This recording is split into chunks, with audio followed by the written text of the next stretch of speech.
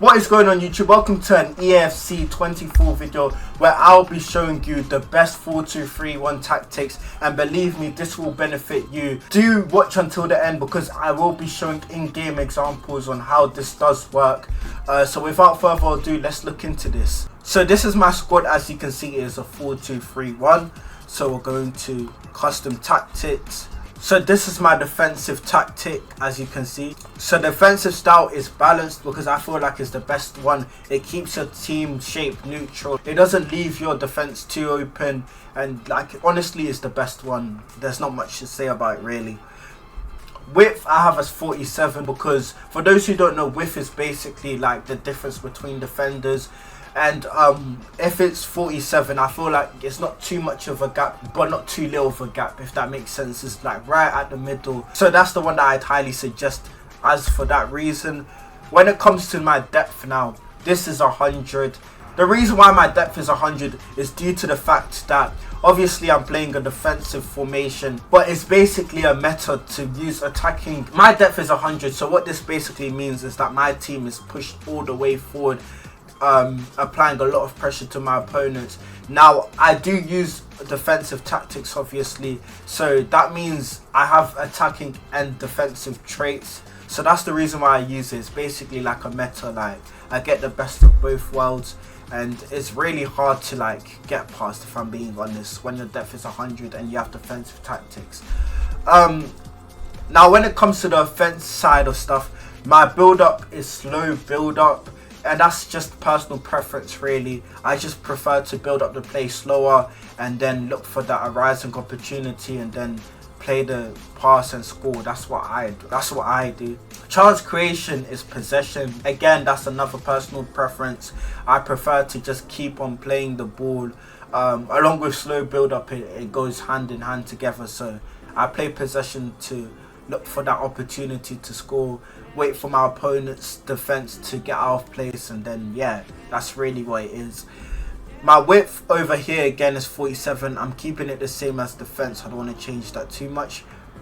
Players in the box I have as 3, so it's just mainly my attackers that are in the box. I don't want too many people in the box because then that opens the chance of me getting hit by the counter attack, and I don't want that risk. Corners and free kicks I have 2.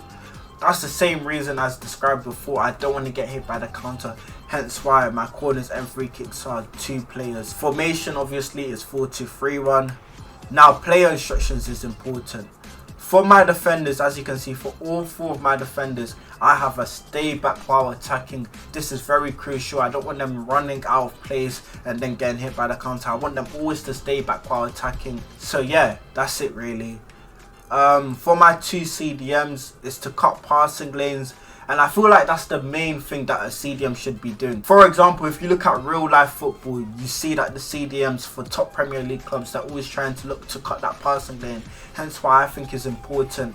I feel like it just makes it so much harder for your opponents if they can't get the pass obviously through. So that's the CDM's jobs, because they have high interception stats and they're basically built for it. So that's why my CDMs are on cut passing lanes, and also they're on stay back while attacking. I want more numbers back obviously. Now onto my cams, and as you can see, all 3 of my cams, they're on come back on defense, because again I want more numbers back. The more people back, the harder it is for my opponent to score. They defend whilst I'm not on the ball, but when I'm on the ball, they're ready to attack. So hence why my tactics are looking like that. As you can see, they have normal interceptions on.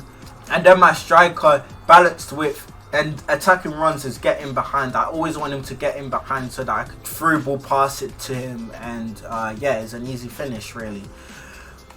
And now onto roles. As you can see, it's predominantly for mine Bruno Fernandes, due to the fact that he is the best free kick and corner taker. He's the best when it comes to accuracy in those attributes, for example. So you need to get your best player for that. So I mean, yeah, that's it. Now it's time for me to show you in-game examples of what I'm talking about. See, over in this example, you can see that my opponent, he has no space to go. All 4 of my defenders are at the back. My CDMs are pushing, they're pressing. So it's difficult. You can't break this down, as you can see here. Every single place he goes, there's players there surrounding him. Here is another example. My opponent is on the ball. As you can see, he gets past the player. But look at all my players run into the box. It's a cheat code. It just makes it so difficult with all those players at the back to score. Again, here is another example. Watch how all my players, they run into the box, making it harder for my opponent to get it to his player. It makes it very difficult, and this is why I think this formation is really, really good. Right, so here is another example. As you can see, my 4 defenders are at the back, making it difficult for him. So obviously I win this, and now I'm looking to make a run. Gets intercepted by my opponent, but then I win it back again. And yeah, okay, here is another example. Right now I'm through on goal. As you can see, am I gonna score this? I do a skill here, I do another, and then boom, I scored to make it 1-0. Now this is the important part, because he's going to try and score now with the kickoff glitch, but nope, I won't let him. My players are organized right now, and right now I see an attack breaking through. I play that through ball in, I do a skill again, then turn, and then boom, that's 2-0. And then yeah, celebrations, and then he low-key tries to do it. This time he gets far though, but nope. My defense is organized, my CDMs, they're organized, and yeah. Right now I've retrieved the ball right now in this area, and now I'm gonna try and look for a pass to play. Harry Kane gets tackled. Now my opponent's on the ball right now in extra time whilst I'm winning, but he can't look to seem to find any space to pass through, and I get the interception, get tackled, and intercept it again. And then yeah, I hold up the play, and yeah. Anyway, that's it for the video. I hope I convinced people enough to try and implement it, because it really is a game changer. That wraps up this video. If you did enjoy this, then please drop a like, please subscribe, and I'll catch you later. I'm out. Peace.